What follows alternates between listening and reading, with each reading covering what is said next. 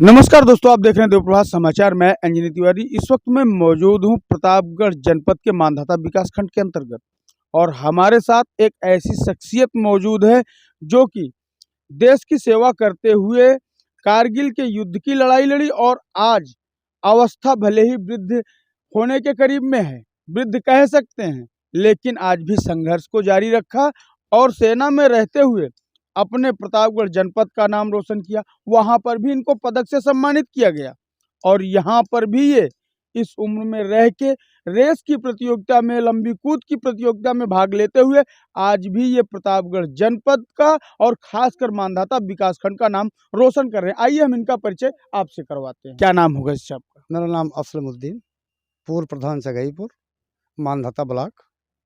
अच्छा, आप कारगिल का युद्ध लड़े, सेना में आपको क्या पदक मिला था? हमें सेना मेडल से सम्मानित किया गया, जिसकी हमें अलग से पेंशन मिलती है। और मैं 2000 में पेंशन आया था। अभी मैं इसमें एथलेटिक में, पहले भी मैं बचपन से एथलेटिक करता था। आज मैं मास्टर एथलेटिक में लगा हुआ हूँ। अभी कानपुर में 9-10 चैम्पियनशिप हुई, उसमें मेरा 200 मीटर में गोल्ड मेडल, हाफ स्टॉप में गोल्ड मेडल और लॉन्ग में गोल्ड मेडल हमें सम्मानित किया गया वहाँ कानपुर में। अभी मैं परसों आया हूँ यहाँ घर पर अपने। सेवानिवृत्त होने के बाद, किसी भी नौकरी सेवानिवृत्त होने के बाद तो आदमी कहता है पेंशन मिल रही है बढ़िया से, बच्चों के साथ चौराहे पर ऐसी ज़िंदगी आदमी जीना पसंद करता है। आप फिर भी परिश्रम करके गोल्ड मेडल ला रहे हैं और जनपद का और इस मांधाता विकास खंड का नाम रोशन कर रहे हैं। क्या सोच है आपको? नहीं, ऐसा नहीं है कि आदमी कभी बूढ़ा नहीं, खिलाड़ी कभी बूढ़ा नहीं होता है। खिलाड़ी हमेशा ही जवान रहता है, जब तक वो खेलता है तब तक बूढ़ा कभी नहीं होता है। हम 62 वर्ष के हैं आज। हम जैसे 14 साल में थे वैसे आज भी हम नज़र आते हैं और वैसे दौड़ते भी हैं आज भी। कोई फ़र्क नहीं पड़ता हमारी सेहत पर। अच्छा, उम्र का कोई प्रभाव नहीं? कोई प्रभाव नहीं पड़ता है खिलाड़ियों के सेहत पर। अच्छा, तो आपने अपनी प्रेरणा से कोई एथलेटिक यहाँ पे तैयार किया? नहीं, हमारा ग्राउंड है, हमारे ग्राम सभा में ही है। वहाँ पर हमारे साथ 34 बच्चे रहते हैं, वो सब अच्छे-अच्छे नौकरी पाए हैं। अभी 34 बच्चे हमारे साथ प्रैक्टिस करते हैं। हम उनको प्रैक्टिस कराते हैं सुबह-शाम। अच्छे बच्चे हैं हमारे, उम्मीद है अभी नेशनल भी वो खेलेंगे। अच्छा, आप आर्मी में सेवा दिए हैं, कैसी लगी आर्मी की सर्विस आपको? नहीं, आर्मी तो अच्छी होती है। मैं ज़्यादा गेम ही था, 14 साल तक मैं गेम ही था। उसके बाद मैं 14 साल गेम ख़त्म हुआ तो फिर मैं सर्विस में गया उधर कश्मीर में। 6-7 साल मैं वहाँ रहा, कारगिल युद्ध लड़ा। मज़ा आता है वहाँ, ऐसा कोई बात नहीं, बहुत अच्छा है। आर्मी तो अच्छी है ही है। नौजवानों से कुछ आप कहना चाहेंगे? नौजवान से मैं यही कहना चाहूँगा, अच्छी प्रैक्टिस करें, आर्मी में जाएँ या पुलिस में जाएँ, लेकिन कभी गेम ना छोड़ें, तभी वो फिट-फाट रहेंगे। फिट तो हम हर जगह उनको चाहिए कि फिट रहना चाहिए उनको। सेहत अच्छी है तो नौकरी भी अच्छी है, नहीं तो घर बैठना पड़ेगा उनको। इन्हीं की प्रेरणा लेकर, इन्हीं को अपना आदर्श मानकर हमारे साथ मौजूद हैं मुकीम बाबा जी, जो मुकीम बाबा के नाम से फेमस हैं, पत्रकार भी हैं। कलम की धार तो इनकी दिखती है, लेकिन ये भी लगातार पदक ला रहे हैं। आइए हम इनसे बात करते हैं। आपने क्या सीखा इनसे, इन्होंने क्या सिखाया आपको? ये हमारे उस्ताद हैं।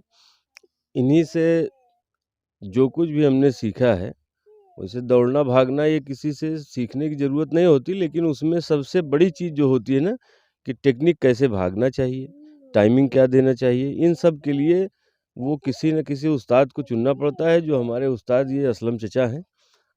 इन्हीं की प्रेरणा से मैं किसी भी प्रतियोगिता में जब जाता हूँ तो मेडल प्राप्त होता है, अच्छा लगता है। और साथ में ज़्यादातर हम लोग एक ही साथ खेलते हैं। आप पत्रकार भी हैं, अधिवक्ता भी हैं, तो रेसिंग के लिए कैसे समय निकाल पाते हैं?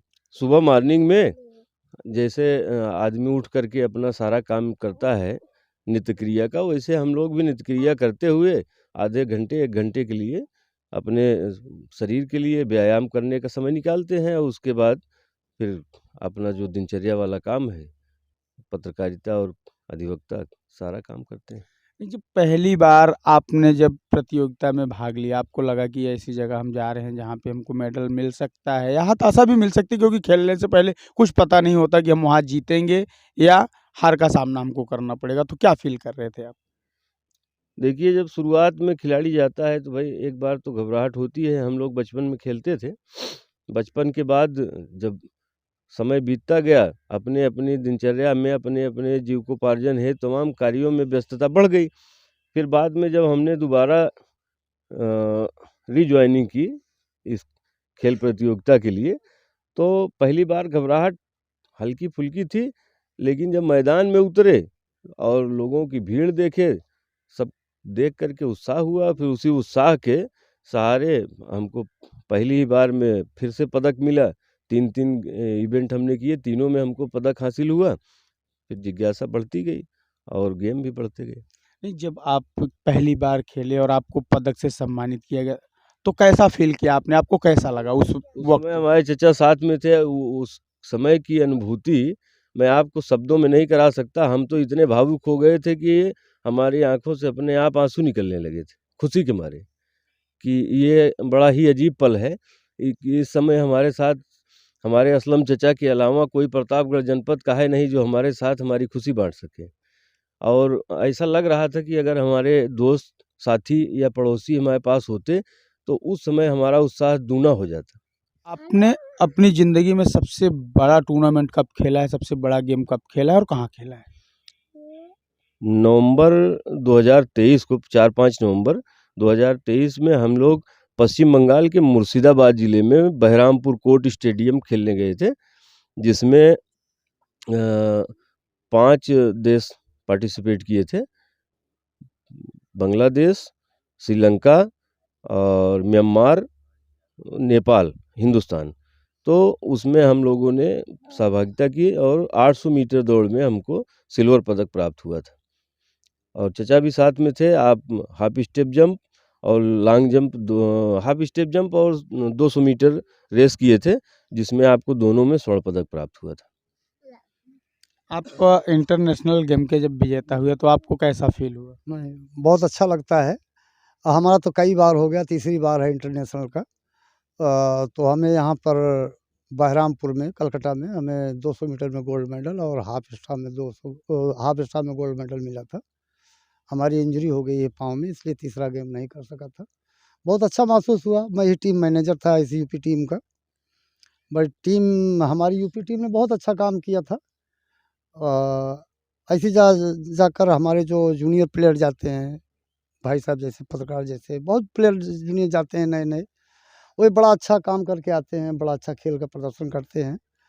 तो हम लोग वहाँ से यूपी टीम ने काफ़ी काफ़ी मेडल लाया। शायद 54 स्वर्ण पदक और 33 सिल्वर मेडल और 22 जो है थर्ड मेडल था। बहुत अच्छा महसूस हुआ क्योंकि मैं सीनियर भी इस टीम का था, यूपी टीम का। अभी उसके बाद आकर कानपुर में फिर यहाँ गेम हुआ है 9 और 10 को। इसके बाद हमारा बॉम्बे में गेम है 2 से 4 फरवरी को है। उसके बाद यूपी में हमारा चल जाएगा, यूपी टीम का गेम चलेगा अभी ये लखनऊ में है। शायद हम इसको 7 से 10 रख रहे हैं इस टीम का टाइम यूपी टीम का। अब यहाँ प्रदर्शन यूपी टीम का कैसा रहेगा वो तो देखने के बाद ही पता लगेगा। आजकल के युवा हैं ज़्यादातर मोबाइल गेम में परेशान हैं, जो देखने को मिल रहा है धरातल पे। ऐसे युवा इन गेमों को दरकिनार कर रहे हैं। जैसे कि आज हम देख रहे हैं ये ग्राउंड, ज़रा हम कैमरा पर्सन चाहेंगे दिखाने के लिए। आज ये ग्राउंड है जहाँ पे आप प्रैक्टिस करने आए हैं, लेकिन पूरा ग्राउंड सुनसान सा पड़ा हुआ है और यहाँ पर गिनती के 4 लोग हमको दिख रहे हैं, जो कि जिसमें 2 युवा और बाकी सब आपके हम उम्र के ही हैं। तो ऐसे जिस तरह से इस तरह ग्राउंड सूना पड़ा हुआ है, युवाओं का रुझान नहीं है, साफ ज़ाहिर हो रहा है कि युवा नहीं चाहते कि वो एथलेटिक जैसी चीज़ों को काम में लाएँ, अपने ध्यान में लाएँ। और दूसरी चीज़, इससे उनके स्वास्थ्य पर क्या असर पड़ रहा है शायद इसका भी नॉलेज उनको नहीं है। क्योंकि आदमी किसी के कॉम्पिटिशन में भाग ले ना ले, लेकिन अपने स्वास्थ्य के लिए आदमी चिंतित होता है। सुबह मॉर्निंग वॉक, दौड़, भाग ये सब करके आदमी अपने आप को फिट रखता है। लेकिन यहाँ पर ग्राउंड सूना पड़ा हुआ है। अब हमारे युवा इस समय अपनी जो सही चीज़ है उसको समझ नहीं पा रहे हैं। पहली चीज़ तो हमारे देश को बर्बाद करने में क्रिकेट का बहुत ही महान योगदान है। जब से क्रिकेट आया है, युवा एथलेटिक्स से दूर हो गया। और दूसरी चीज़ ये है कि अभिभावक की भी गलती है। वो अपने बच्चों पर ध्यान नहीं देते कि हमारा बच्चा मोबाइल से लगा हुआ है, क्रिकेट से लगा हुआ है या अपनी शारीरिक फिटनेस के लिए ध्यान दे रहा है और पढ़ाई पर उसका ध्यान होना चाहिए, साथ में शारीरिक व्यायाम भी होना बहुत आवश्यक है। हम लोग आपस में बैठ कर के कभी-कभी इस बात की चर्चा करते हैं कि जब हमारी एज आगे बढ़ेगी, अवस्था आगे बढ़ेगी, तो हमको कोई न कोई बीमारी घेर लेगी और उस बीमारी में हम डॉक्टर को 50,000 देंगे, 1 लाख देंगे। इससे बेहतर ये है कि अपने ऊपर 10,000 रुपए सालाना खर्चा अगर करके हम अपनी फ़िटनेस को मेंटेन रखेंगे तो बीमारी भी नहीं आएगी और हम भी स्वस्थ रहेंगे। तो ऐसे में हम लोग तो बहुत प्रयास करते हैं, लेकिन अब युवा नहीं चाहता, वो भाई उसकी मर्ज़ी है। जैसे आप बुजुर्ग हो चुके हैं, कहने में मुझे गुरेज नहीं है क्योंकि उम्र हो चुकी है इस तरह की, बाल दाढ़ी सफ़ेद हो चुके हैं और चचा के तो बिल्कुल सफ़ेद हो गए हैं। तो ऐसी स्थिति में युवा अपने बुजुर्गों से ही कुछ सीखते हैं। तो आप युवाओं को क्या कहना चाहेंगे, क्या सिखाना चाहेंगे, उन्हें क्या बताना चाहेंगे? हमारी तो अपने युवाओं से यही आह्वान ये करता हूँ कि वो कम से कम ना हमारे लिए, ना देश के लिए, ना गाँव के लिए, तो अपने लिए इतना फिट ज़रूर रहें कि कभी ज़रूरत पड़ जाए। जैसे हमारे एक दरोगा जी हमारे साथ में रहते हैं, हृदय नारायण जी, तो वो कभी-कभी कहते हैं कि अगर आदमी किसी मुसीबत में फँसेगा तो जान भी बचाना है तो भाग के ही बचाएगा। तो ऐसे में अगर अपने आप को सुरक्षित रखना है तो भागना दौड़ना बहुत ज़रूरी है। जानवर अभी छूटे हुए हैं साँड़, वो अगर आपको दौड़ा लें तो क्या करोगे? भागने वाला होगा तभी बच पाएगा, नहीं तो वो गिर जाएगा और फिर जानवर मार जाएँगे। तो इसलिए अगर आपको हर जगह सुरक्षित रहना है तो कम से कम भागना दौड़ना बहुत ही आवश्यक है और शरीर की फ़िटनेस के लिए आपको इतना करना ही चाहिए। युवाओं को भी और जो भूतपूर्व युवा हैं हम लोगों की तरह उनको भी। अच्छा, आपने साँड़ की बात की, तो क्या ज़्यादा साँड़ आपके क्षेत्र में छोड़े गए हैं? अरे पूरे जनपद क्या पूरे प्रदेश में आप कहीं भी जाइए हर जगह दिखाई पड़ते हैं। ये छोड़े गए नहीं हैं।